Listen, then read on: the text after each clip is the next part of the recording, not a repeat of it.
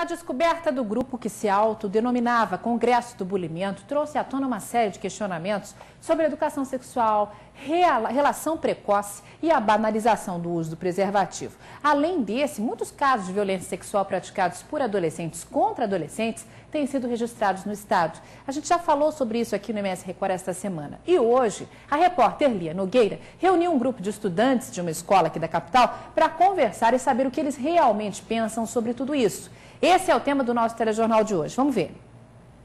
Educação sexual tem que ser tratada todos os dias em casa, mas é assunto também para ser discutido aqui na escola. É por isso que nós viemos a uma instituição de ensino de Campo Grande e reunimos aqui estudantes do primeiro e segundo anos do ensino médio. Eles estão naquela faixa etária da descoberta, em plena adolescência. E a gente vai conversar justamente sobre esse papo cabeça que se refere ao sexo. O que eles pensam a respeito disso? Vamos também bater um papo com a psicóloga para que ela fale para a gente quais são as mudanças que ocorrem e se ainda existe muito tabu quando o assunto é educação sexual. É um tema ainda delicado, mas que definitivamente tem de ser discutido. Entre eles, então, a sexualidade precisa mais que nunca ser debatida. Os pais, no começo de tudo, né, na idade assim, entre 12 e 13 anos, tem que cuidar para indicar o caminho certo para cada adolescente, sabe? Para o seu filho, para ele seguir aquele caminho legal, assim, ter uma relação aberta, você conversar sempre com seus filhos. Quer dizer, desde cedo já é um assunto que tem que estar em casa. Tem que estar em casa. Lá já é mais fechado em casa porque eu tenho irmãos menores que... Então, às vezes, quando eu estou sozinho com meu pai, viajando no carro só com ele, a gente acaba falando, mas só quando está mais... Mas aí é aquele momento de vocês ali. Isso mesmo. É quando a gente está mais sozinho que rola esse papo. As famílias devem preocupar, antes de ficar achando que vai haver já uma relação sexual, mas em preparar esse jovem, preparar esse adolescente, essa adolescente. E o que é esse preparar? Ele aprender princípios, né, valores, como, por exemplo, ter respeito por si próprio e pelo seu corpo, assim como ter respeito pelo outro e pelo corpo do outro. Sexo, adolescência, relação precoce. Quem diz que eles não estão antenados? E esse garoto que de repente chega e fala para a menina, ó, se você não transar comigo, o namoro termina por aqui. O que você acha? Qual a postura que essa menina tem que ter? É assim realmente que o garoto tem que fazer? É assim que se deve chegar, de repente, para iniciar uma relação sexual? Não, aí o cara não tem caráter, né? Ele tem que ir aos poucos, tal, tá namorando sério, aí ter uma relação legal, tipo, e tem que ver a hora que a menina tá pronta, não a hora que ele quer. Adolescente não gosta de compromisso sério, prefere ficar só. Será isso mesmo? Bem, na minha época era assim. Com a palavra, então, a galera aí. Ficar só por ficar, então, pra você não rola? Não rola. Não. Tem que ter no mínimo aquele negócio, acho que ainda para as meninas o valor da conquista ainda é importante, está em alta ainda. Os meninos adoram jogar na roda de amigos as aventuras deles, contar vantagens. Tem que jogar na roda, porque, por exemplo... O que é o jogar na roda? É falar pros amigos.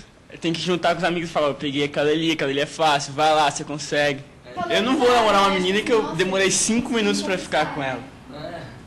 Porque se eu demorei 5 minutos, quem me garante que outro vai demorar 5 minutos também? No nosso bate-papo sobre educação sexual, em que se falou da questão do tabu, da relação precoce, de ficar, sobre valores, o Tiago trouxe também um assunto que repercutiu nos últimos dias aqui no estado, a banalização do uso do preservativo entre os adolescentes.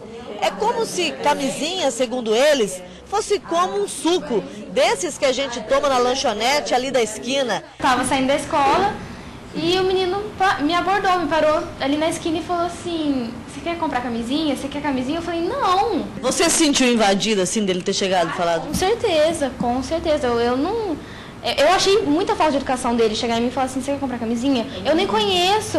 E eu sou uma menina, ele é um menino e eu nem conhecia ele. Virou muito fútil. Ah, tem camisinha? Tem, então vamos qualquer lugar aí. Pô, você vai em festa, você vê camisinha, aí que eles ficam distribuindo. Eu acredito que cabe às instituições de ensino, pública, privada, realmente rever essa questão aí da orientação em relação à sexualidade, né? E esse é o tema da nossa entrevista interativa de hoje. Aqui no estúdio, a nossa convidada é a psicóloga Adriana Mota, que já está aqui com a gente. Boa tarde, Adriana. Boa tarde. Você viu o tanto de pergunta que chegou? Pois é, o pessoal tá curioso, né? É um assunto delicado, ainda bem que as pessoas participaram. Eu confesso que antes de começar o jornal, não estava tendo muita participação. A gente fez uma chamada no programa Picarelli com você. Aí eu pensei comigo, poxa, às vezes esse assunto é tão difícil que a pessoa não consegue nem postar uma pergunta para a gente.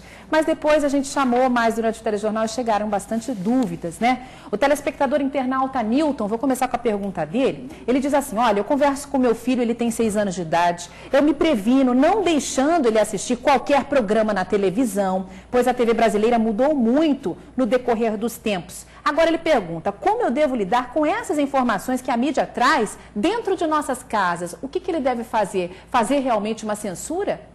Olha, eu acho que realmente a televisão ela está colocando situações muito constrangedoras para a família, num contexto geral, né? Então, há filmes, há novelas que você coloca lá que tem idade para ser respeitada, e eu acho que deve ser respeitado porque a criança não tem uma maturidade psicológica para estar aderindo tudo aquilo. E como dizer para a criança, agora é hora de sair das... Como que você faz isso? Você coloca um DVD de desenho no quarto? Como que é? Você pode estar substituindo, sim, por uma atividade que ela gosta, tirar ela, porque quando você fala você não pode, aí ela tem a curiosidade de querer saber por que eu não posso. Então é melhor não falar não pode, né? Você pode sabendo que vai entrar aquele programa naquele horário que não é legal para a criança. Olha, que tal a gente brincar de uma coisa, né, diferente, do que você gosta, vamos colocar um DVD, né, legal. Eu acho que você tem várias maneiras que você pode trazer essa criança, né, participar de uma forma própria para a idade dela. Né? Tá certo. Joyce, Adriana, a Joyce, outra telespectadora, tem a mesma dúvida.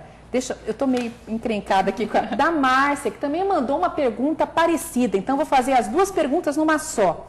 A Joyce diz, boa tarde, eu tenho um filho de 7 anos, gostaria de saber com qual idade eu devo começar a explicar a ele sobre sexo e como dar início a esse assunto. A variedade de crianças, a maturidade dela psicológica varia muito de idade para idade. Você vê que tem crianças com 7 anos que já estão questionando isso. E tem criança com 10 anos que ainda não estão questionando, né? Então é muito relativo essa questão. Eu acho que você deve esperar, sim, né, que a criança venha te fazer uma pergunta. Né? É mais prudente, então, esperar a pergunta da criança ao invés de tomar atitude.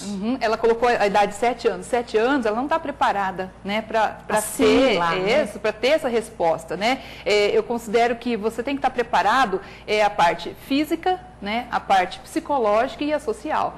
Né? Então, assim, de uma forma que ela possa aderir, quando você entra para questionar esses fatos, ela tem que estar consciente dos atos, assim, dos seus atos, das consequências dos seus atos. Né? E uma criança ela não está preparada para isso, mas você já pode estar realmente introduzindo a parte da sexualidade para ela de uma forma mais amena. Né? Você pode usar livros infantis para isso? Livros específicos para te ajudar? Vai na livraria, procura um livro da faixa etária da criança que fale sobre sexo e utilize esse livro como uma ferramenta de abordagem? Pode? Sim, sim. A criança, você veja bem, vou até tentar colocar um exemplo aqui, né? Nós não vamos colocar, se a criança tem dúvida sobre a parte de relação sexual, né? Uma criança de 7 anos, você não vai colocar como se procede uma relação sexual, mas você pode colocar palavras que justificam mais, ou que amenizam isso. Você pode estar usando livros, né? Pode estar usando bichinhos, né? É lógico que ninguém acredita mais em cegonha, né? Isso aí pode esquecer, mas nós temos que trabalhar com a verdade. Tem gente que compra bonequinhos, né? Que aparecem a figura do pai, a figura da mãe, né? Que você pode, inclusive, representar o ato sexual. A partir de que faixa etária você pode utilizar esse tipo de ferramenta, Adriana? Olha, eu acredito que isso tem que ser um processo a partir dos 14 anos, 15, quando a criança já é uma adolescente. Criança, acho que ela não está preparada para ter, acho que é um choque, né, para ela essa questão, porque ela usa muito de fantasia, ela não tem aquela visão do real ainda. Então, é muito complicado, a gente não sabe que tipo de consequência isso pode causar para ela tendo esse procedimento. Tá certo. Agora eu vou fazer uma pergunta que é relativa a traumas na infância. Ela diz, olá, Laura, sou a Fabiana, tenho 2 filhos, um de 8, outro de 4. E tenho dúvida se já devo iniciar essas conversas com eles. Inclusive, esta semana aconteceu um fato na escola do meu filho de 8 anos. Um menino segurou ele e uma menina beijou a boca dele à força. Fiquei super preocupada com esse fato. Gostaria de saber se esse acontecimento poderia prejudicá-lo ou se ele vai esquecer o que aconteceu. Estou muito preocupada, ela refrisa aqui, aguardo uma ajuda da psicóloga. Obrigada. Sim, ele tem 8 anos, filho da Fabiana. Sim, o que tem que passar para essa criança é por que esse beijo aconteceu, né? Às vezes é uma menininha que realmente está gostando dele, esse beijo não pode ser uma forma que ela passa de cruel, assim, poxa, né, beijou. Por quê? A maldade não está na cabecinha dele, a maldade está na cabeça de nós adultos. Nós temos essa malícia do que vai levar a consequência desse beijo, né? Então, assim... O importante é que o registro fique como algo de alguma atitude extrema de carinho. Exatamente. E não de violência. Exatamente. Porque as meninas, a gente percebe que hoje as meninas estão amadurecendo mais rápido, né? Sempre foi assim, eu acho que, né, tem uma sequência de idade que elas estão muito além dos meninos, os meninos demoram um pouco. Talvez, assim, o que esse beijo representou para ele é que não pode estar passando como uma coisa ruim, né? E depois está conversando com essa criança, né? Por que houve toda essa situação? A gente tem aqui uma crítica da telespectadora Janete, que a gente fez a reportagem numa escola particular, conversamos com estudantes de uma escola particular, e ela disse que deveria ser uma reportagem numa escola pública, mas ao mesmo tempo a gente acaba de receber aqui do Dióferson, do bairro Mário Covas, ele diz assim que não, que foi muito boa a escolha de uma escola particular, porque meninas de 12, 13 anos não se dão respeito, dançam, fazem sexo ao vivo em frente às conveniências, não é só aluno de baixa renda, mas aluno de escolas particulares também. E ele pergunta, quando a promotoria de infância vai tomar uma providência? Essas são algumas participações que chegaram por conta dessa questão de escolas públicas e escolas particulares. Mas, Adriana, como é que você vê essa questão dessas... A gente vê muito na televisão hoje alunos dentro da escola mesmo dançando funk, né? Posições libidinosas no momento da dança. Você acha que isso pode ser, de uma certa forma, culpa dos pais? Essa, inclusive, é a pergunta da Márcia. Quero saber se a psicóloga acha que os pais podem ser culpados pelo comportamento dos filhos em relação ao sexo. É uma questão bem polêmica essa.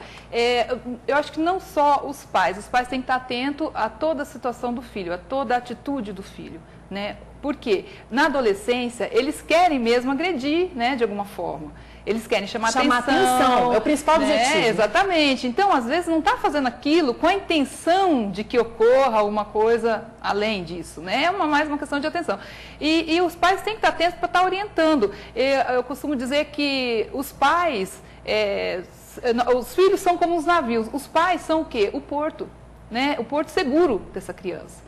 Né? Mas nós sabemos que a finalidade desse navio não é ficar no porto, né? É adentrar o mar, né? Então, nós, assim, como pais, né? Nós temos que passar alguma coisa para os nossos filhos, dando segurança, mas mostrando para ele a realidade, né? E o que eu friso de novo, as consequências dos seus atos. Né? O que esse ato, né, no caso de estar dançando funk, pode levar? A que consequências pode trazer? Que consequências pode trazer? Adriana, tem uma pergunta da telespectadora Fernanda do Jardim Noroeste, que ela diz que tem uma filha de 9 anos, e essa menina já pergunta para ela onde pode deixar os meninos pegarem. E ela não sabe responder. Como você pode ajudá-la? Pode estar falando abertamente. Né? Ela tem 9 anos, hoje uma criança com 9 anos, ela tem curiosidade sim, né? E está colocando o porquê que não se pode deixar pegar em lugar nenhum, né? Exatamente. Pode pegar na mão? Pode pegar na mão, né?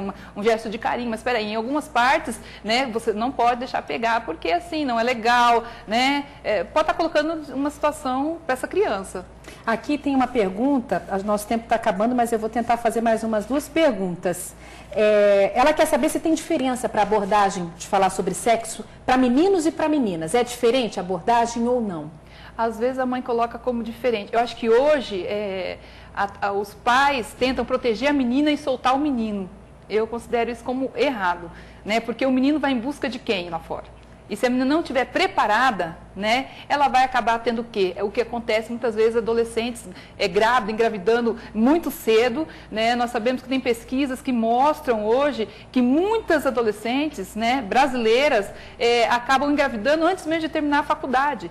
Então, a consequência desse ato não vai favorecer muito a menina. Né? Então, eu acho que tem que ser passado de uma forma, como a pergunta vai chegar, da forma clara, independente se é menino ou se é menina. Tá certo. Eu estou aqui tentando fazer a melhor triagem possível, Adriana, para chegar nos telespectadores.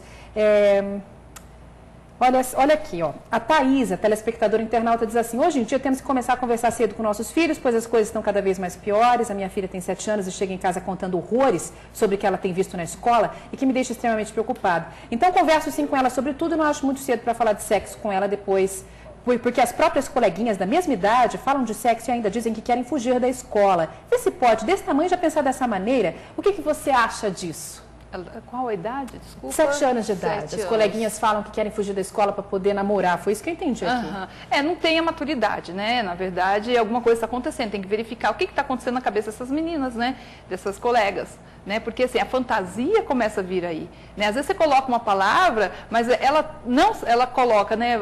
Querem namorar. Mas namorar como? Como esse namorar? É pegar na mão? É beijar? Né? Porque com 7 anos eu acredito que não haja, né, algo além disso. Mas é preocupante, sim.